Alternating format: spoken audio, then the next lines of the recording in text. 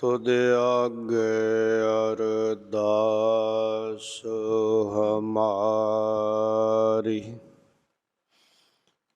जियो पिंड सब तेरा,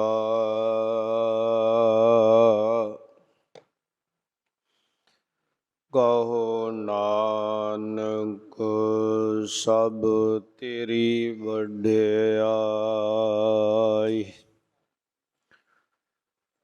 कोई नाऊ ना जाने मेरा,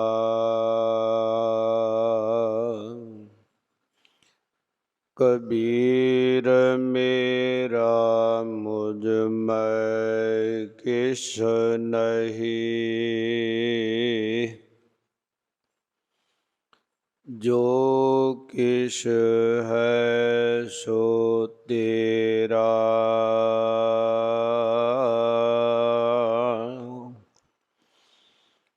तेरा तुझको सौंपते क्या लागे मेरा।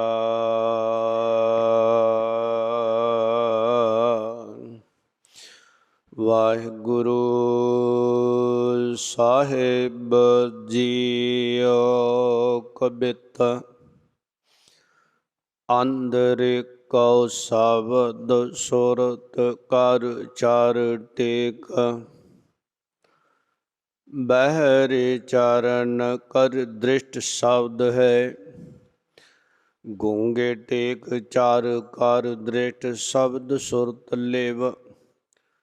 लूले टेक दृष्ट शब्द स्रोत पाद है, पांगुर गौ टेक दृष्ट शब्द सुरत कार। टेक एक एक अंगहीन दीनता आशदत है। आंध गुंग सुन पंग लौंज दुख पुंज मम। अंतर के अंतर्जामी पर बीन साध है।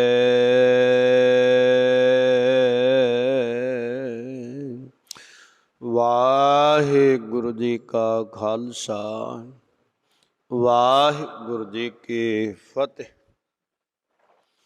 परम सम्मान योग सत्कार योग गुरु सवारी गुरु प्यारी गुरु का खास रूप खालसा साधु संगत जीओ। सतगुरां दी अत्यंत बख्शिश दे सदका सरबत माई भाई गुर सिख संगतां मिल जुल के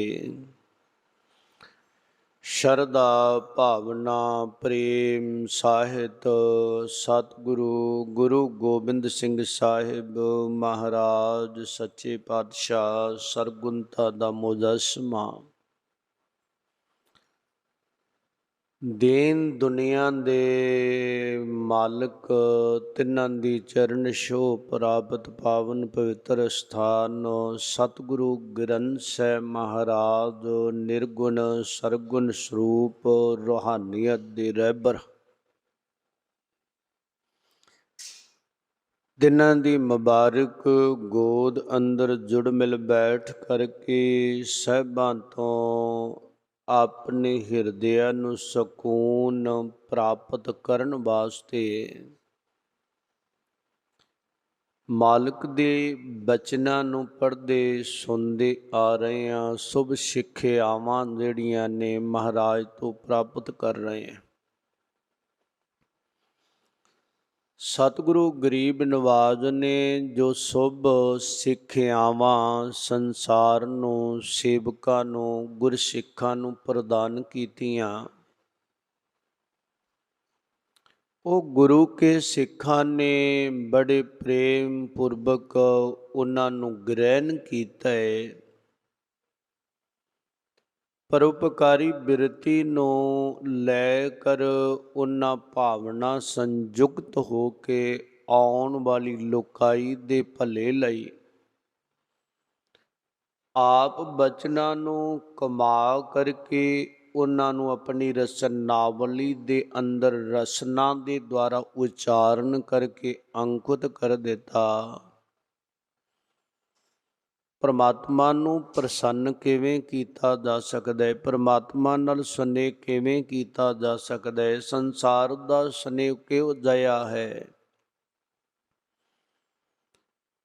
ਉਹਨਾਂ ਵਿਚਾਰਾਂ ਨੂੰ, ਉਹਨਾਂ ਤਜਰਬਿਆਂ ਨੂੰ ਭਾਈ ਗੁਰਦਾਸ ਜੀ ਨੇ ਸੰਸਾਰ ਦੇ ਜਗਿਆਸੂਆਂ ਦੇ ਸਾਹਮਣੇ ਰੱਖਿਆ ਹੈ। ਆਪਣੀ ਰਚਨਾਵਲੀ ਦੇ ਅੰਦਰ ਉਹਨਾਂ ਦੀ ਰਚਨਾਵਲੀ ਵਿੱਚੋਂ ਚੱਲ ਰਹੀ ਲੜੀਵਾਰ ਵਿਚਾਰ ਭਾਈ ਸਾਹਿਬ ਜੀ ਦੇ ਕਵਿਤ ਸੁਆਈਏ। ਅਸੀਂ ਪ੍ਰੇਮ ਸਾਹਿਤ ਉਹਨਾਂ ਨੂੰ ਪੜ੍ਹਦੇ ਸੁਣਦੇ ਆ ਰਹੇ ਹਾਂ। ਭਾਈ ਸਾਹਿਬ ਸਾਨੂੰ ਦਰਸਾਉਂਦੇ ਨੇ ਸੰਸਾਰ ਦੇ ਅੰਦਰ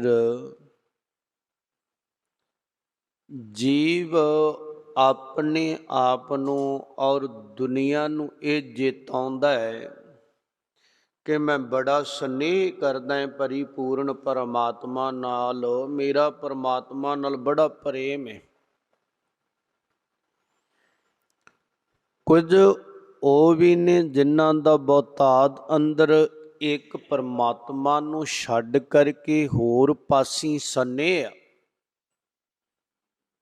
ਤੇ ਉਹਨਾਂ ਦੀ ਗੱਲ ਕਰਦਿਆਂ ਹੋਇਆਂ ਭਾਈ ਸਾਹਿਬ ਦਰਸਾਉਂਦੇ ਨੇ ਸੰਸਾਰ ਦੇ ਜੀਵ ਜੰਤੂ ਜਿਹੜੇ ਚਾਰ ਖਾਣੀਆਂ ਦੇ ਦੁਆਰਾ ਪੈਦਾ ਹੋਏ ਆ ਨਾ,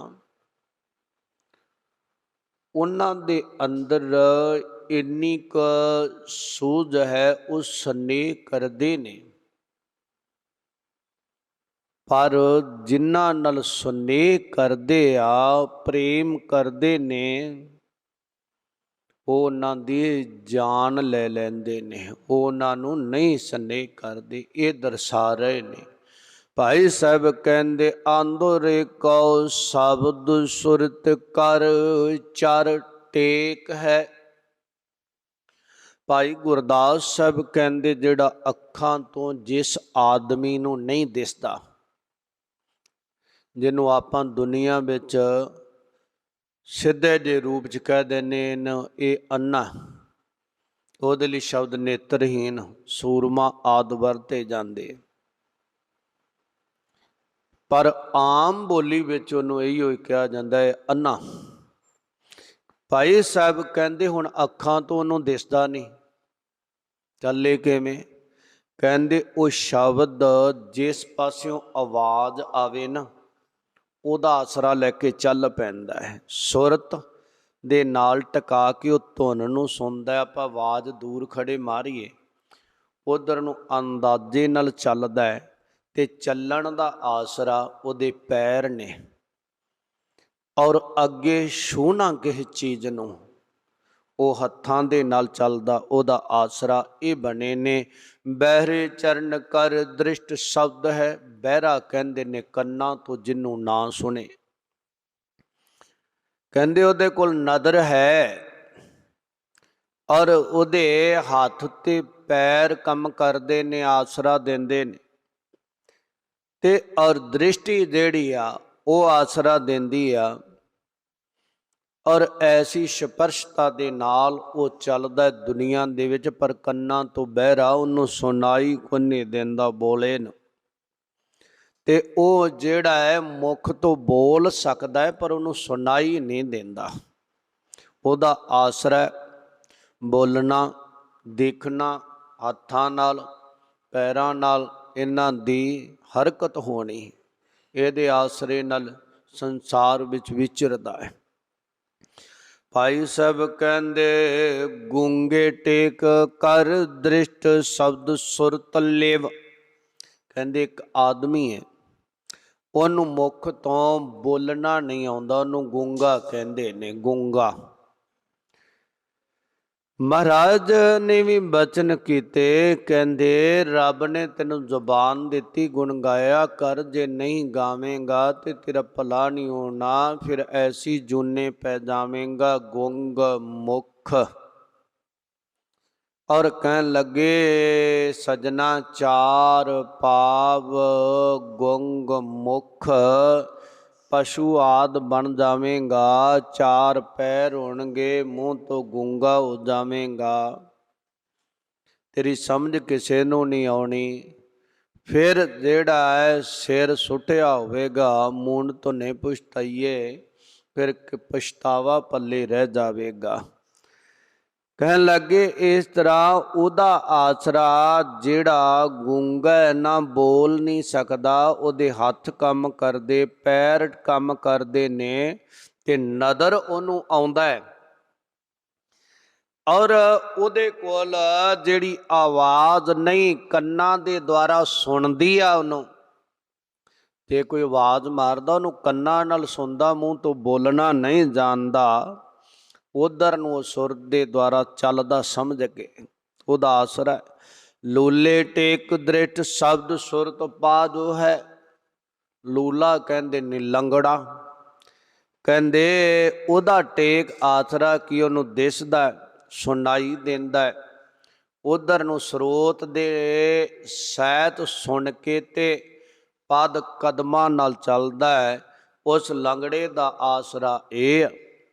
भाई साहब कहंदे पांगरे कोटे कदृष्ट शब्द सुरत कर। पांगुरा कहंदे पिंगुला, चलिया नहीं जांदा, तुरिया नहीं जांदा। कहंदे उहदा आसरा है, उहनूं दिखाई देंदा है ते वो बोल सकदा है, आवाज़ मारदा है, किसी दी गल सुन सकदा है, हत्थां नाल कुछ जेड़ा है वो छक सकदा है। ये उहदा आसरा बनिया। टेक एक एक अंग हीन दीनता अशदत अशदा है। कहन लगे एक एक अंग इन्हां दा जुदे होया हरकत करनी छड्डे। किसे दियां अखां ने, किसे दे कन्नां ने और किसे दियां लत्तां ने, किसे दे मुख ने। ये एक एक इंद्रिय ने साथ छड्डिया ते इन्हां नूं पर अधीनगी दे अंदर रहना पिया। उहदे शरीर दे हुंदियां पर अधीनगी दे सहित होना पिया। भाई साहब कहंदे इन्हां अंदर एक एक दोष आया। किसी कोल बोलन शक्ति नहीं रही, किसी कोल सुनने वाली शक्ति नहीं रही, किसी कोल देखण वाली नहीं रही, कदम किसी कोल चलन वाली नहीं, हाथ कुछ करन वाली शक्ति नहीं रही। जदों एक एक अवगुण होया ना, इन्हां नूं पर अधीनगी एक एक शक्ति ना होने के कारण झेलनी पई। भाई गुरदास साहब कहंदे मेरे मालिक इन्हां कोल एक एक वस्तु नहीं, ये पर अधीन होए ने। ते भाई साहब कहंदे अंध गुंग सुन पंग लुंज दुख पुंज मम। कहंदे हे परमात्मा, हे वाहिगुरू, और मैं अन्ना भी, मेरे कोल ज्ञान विवेक दे नेत्र नहीं, गुंग मुख तो गूंगा भी है, बोल नहीं सकदा तेरे बोल। सुन महाराज शब्द सुनदा नहीं, कन्ना तो बहरा है, तेरियां आवाज़ां हर पासे तो आ रही ने, कदे गुरुद्वारे चों, कदे मंदिर चों, कदे मस्जिद चों, और मैनू कुछ सुनाई नहीं देंदा महाराज। और पंग, और मैं पिंगला हाँ, और लूला हो गया हाँ, लंगड़ा हो गया हाँ, पिंगला हो गया हाँ। ये सारे दूषण मेरे विच पाए जाते हैं। भाई साहब की निम्रता है कि हर मनुख बेनती करे परमात्मा अगे, महाराज ये सारी इंद्रिय जवाब दे चले ने, अगे वधिया नहीं जाता। ये समूह दूषण मेरे विच ने, अंतर के अंतरजामी मेरे अंदर दी। हे अंतरजामी प्रभु तू जानन वाला है। मैं बाहरों कहांगा मैं बड़ा चंगा, मैं बड़ा सुलझिया, बड़ा अच्छा आदमी है। हे मेरे वाहिगुरू, मेरे अंदर दी हालत नूं तू जानदा है। अंतरजामी तेनों तां ही कहंदे ने, तू हर मनुष्य दे अंदर दी जानदा है। वो की क्याफे लाउंदा है, वो की अंदर चितवदा पिया है, तू जानदा है। प्रवीण सद है, तू बहुत सियाना, हमेशा सबना दे अंदर दी जानदा है, घट घट के अंतर की जानत, भले बुरे की पीर पछानत। तो सबना दे अंदर दियां जानदा आ। और इस करके महाराज कबीर साहब भी कहते हैं, कबीर गूंगा हुआ बावरा, बहरा हुआ कान। जबान तो गूंगा हो गया, कन्ना तो बहरा हो गया, बहरा हुआ कान, पावो ते पिंगल पाया, पैरां तो पिंगला हो गया। जिवें पिंगला आदमी कदे चल के नहीं ना जा सकता। कबीर साहब कहते मैं रब दे गुण गाउणा आ, किसी होर लई बोलदा नहीं, इस करके मैं गूंगा हो गया आ। बहरा मैं इस करके हो गया, रब तो बगैर भगवान तो बिना मैनू कोई आवाज़ सुनाई नहीं देंदी, दुनिया की मेरे कन्ना विच नहीं पैंदी, ना मैं पैन देवां। इस पासियों मैं बहरा हो गया है। कहंदे पावो ते पिंगल पया, पिंगला किते जा नहीं सकता। मैं रब दे दर नूं छड्ड के किसी होर दर ते जांदा नहीं, इस करके अन थावां दे भ्रमण करना तरफों मैं पिंगला हो गया, उधर नहीं जाता। पावो ते पिंगल पया, कदों? कहते मारिया सतगुर बाण, जो गुरु ने बचना दा तीर मारिया ना, और उस वेले चौगिरदियों भटकना मिट गई, अंदरों टिक गया एक जगह ते। और जदों सतगुर ने कबीर सतगुर सूरमे बाह्या बाण जो एक, लागत ही भुए गिर भरिया, परा कलेजे शेक। टकाने ते तीर बज गया, हुण इस दर नूं छड्ड के कोई आस ही नहीं रह गई। जिवें पिंगला चाह के भी किते नहीं ना जा सकदा, जिहड़ा गुरु दे बचनां नूं मन्नण हारा है, वो चाह के भी किते नहीं जा सकदा इस दर नूं छड्ड के। अगले कबित के द्वारा भाई साहब कहते ने, अंदरे को शब्द सुरत कर चार टेक। कहते जिवें अन्ने नूं और उहदा आसरा है, और शब्द आवाज़ सुरत नाल ध्यान नाल सुनदा ते हथ पैर उहदा आसरा है। अंध गुंग शब्द सुरत कर चर है, ते जियो और अन्ना भी है ते गूंगा भी है। कहते फिर और जेड़े बोल ने उहदे कोल है नहीं, कहते आवाज़ सुनती नहीं। कह लगे इस करके शब्द विच अंदरों सुरत जोड़े, ते हथ ते पैर उहदे कम करदे, उहदा आसरा है। अंध गुंग सुन कर चर अवलंब टेक है। कहते जेड़ा अन्ना गूंगा ते सुन तो रहते, कहन लगे हथ ते पैर उहदा आसरा बन जाते, उहदी टेक बन जाते ने, इन्हां नाल टो टो के चलदा है। भाई साहब कहते अंध गुंग सुन पंग टेक एक कर है। कहते बंदा अन्ना भी होवे, गूंगा भी होवे, सुनदा भी ना होवे, पिंगला होवे, कहते केवल हथ उहदे काम कर रहे ने, ते इहदे इस हथ पैरां दी टेक नाल ही वो तुरदा है, चलदा है, चल सकता है और जीवन बसर कर सकता है। इन्ने नाल ही भाई साहब कहंदे आ, आंदा गुंग सुन पंग लुंज दुख मोह पुंज मम। हे मेरे वैगुरु मैं अन्ना ते मैं गूंगा भी है, ते मैं सुनना और सुन भी नहीं सकता, पंग पिंगला भी है, लंगड़ा जिन्हों कहंदे, ते लुंज लूला हत्थां तो भी गया गवाता। महाराज जी सारे दोष मेरे विच ने, हत्थां नाल मैं कोई तेरी सेवा नहीं करदा, कदमां नाल चल के भले पासे जांदा नहीं मेरे वैगुरु, और जेड़ा कन्नां नाल सच दे बोल सुनदा नहीं, जबान नाल गाउंदा नहीं, ते इन्हां नदरां नाल तैनूं संसार विच रमिया होया देखदा नहीं। महाराज ने तो बचन कीते सन, जह जह पेखो तै हजूर दूर कतु ना जाई, राव रहा सरबत्र मैं मन सदा ध्याई। गुरु अमरदास महाराज सच्चे पातशाह ने कहा सी, यह नेत्रो मेरे होए वे संसार तुम देख दे, यो हर का रूप है, रूप नदरी आया नहीं देखिया।